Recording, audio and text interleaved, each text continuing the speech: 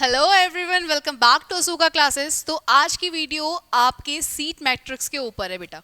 ठीक है, जो आपकी सीट्स हैं वो कैसे डिस्ट्रीब्यूट होंगी, इन चीज़ों के ऊपर मैं आज बात करूंगी। सबसे पहले आप क्या करेंगे, अपने फ़ोन में गूगल खोल देंगे, गूगल में सर्च के लिए क्या डालेंगे ये सबसे पहले सुनो। ठीक है, AISSEE डालेंगे। आपको पहला वाला जो पेज होगा वो नहीं खोलना है, उसके नीचे जाना जहाँ पे national centre of Jio informatics लिखा है, उस पर क्लिक करना।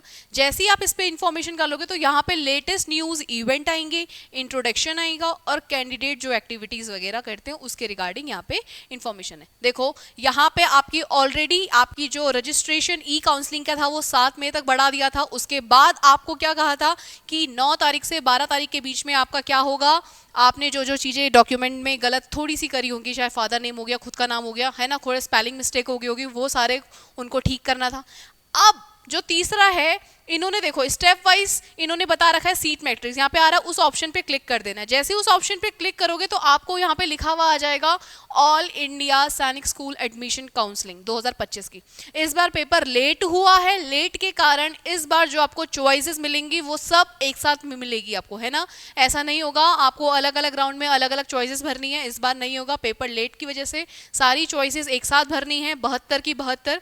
33 जिन्होंने सिर्फ सैनिक स्कूल लिया है वो सैनिक स्कूल का करेंगे, जिन्होंने सैनिक स्कूल प्लस NSS 40% वाला करा है वो वाला स्कूल लेंगे। ठीक है, और जिन्होंने 40 प्लस पर 60% तीनों करा है तो वो 72 के 72 एक साथ भरेंगे। ठीक है, अलग अलग चॉइसेस भरने को नहीं मिलेंगी। अब बात आती है यहाँ पे आपकी vacancies of seat matrix does not include the vacancy of school which are on hold. ठीक है, ये बता रखा है जो वैकेंसीज आएंगी जिस स्कूल में, है ना, वो डिपेंड करेगा आपके इन चॉइसेस के बेस पे नहीं होगा।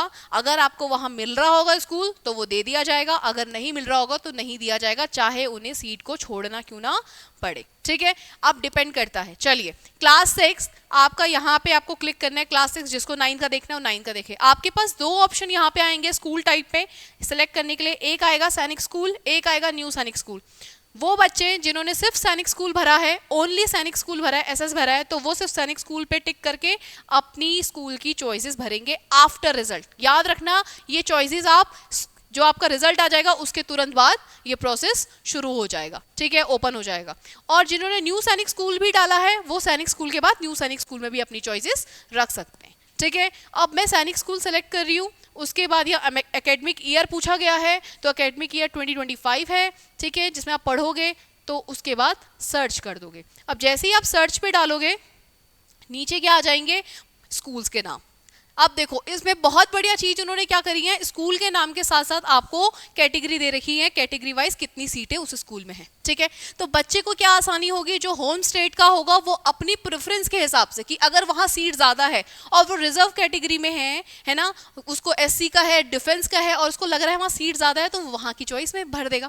अब चॉइसेस कैसे भरनी है ये इंपॉर्टेंट है, क्योंकि ये तो टोटल 33 सैनिक स्कूल की लिस्ट है, जिसमें आपको बता रखा है रेजिडेंशियल है, क्या है, कहाँ का है। जैसे ये अरुणाचल प्रदेश, आंध्र प्रदेश, A वाले ऊपर है, B वाले नीचे है ना, उसमें दे रखा है, सीक्वेंस वाइज दे रखा है, अल्फाबेटिक ऑर्डर में, है ना, तो आपको ढूंढने में आसानी रहेगी। अब मैं आपको एक इंपॉर्टेंट बात यहाँ पे बता दूं बेटा, सीट वहां फिल करना अपनी प्रेफरेंस। यहाँ पे ना लास्ट में एक, अभी तो देखो रिजल्ट नहीं आया तो यहाँ पे सिर्फ इतना दे रखा है, इसके बाद एक और पोर्टल यहाँ पे खुल जाता है, वो होता है प्रेफरेंस लिखा हुआ। ठीक है, उसमें अपनी चॉइस के हिसाब से आप भरते हो। जैसे मान लो मेरे लिए, मुझे ये स्कूल पसंद है, ठीक है, ये मेरा होम स्टेट का है, तो मैं इसके सामने ही जाके यहाँ पे प्रेफरेंस में यहाँ पे लिखा रहता है प्रेफरेंस चॉइस, और वहां पे डाल दूंगी 1।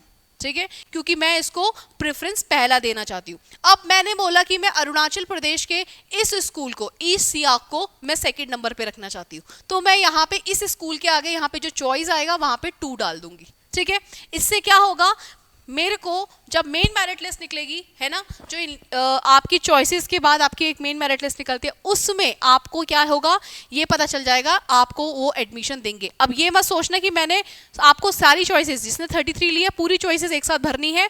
और नीचे यहाँ पे लास्ट में क्लास 6 के लिए यहाँ पे ये जो लास्ट है यहाँ पे आता है वो करने के लिए, है ना, आपको अपने पूरा फिल कर दिया, फिर उसको भेज दिया आपने रिकॉर्ड को। ठीक है, अब अगर ऐसा होता है कि किसी को लगता है नहीं नहीं मुझे वहाँ पे दोबारा से मुझे ना इसको मुझको 14 रखना है और इसको 13 रखना है, चेंज करना है, तो यहाँ पे साइड में एक एडिट का ऑप्शन आता है, उस एडिट के ऑप्शन को क्लिक करना है।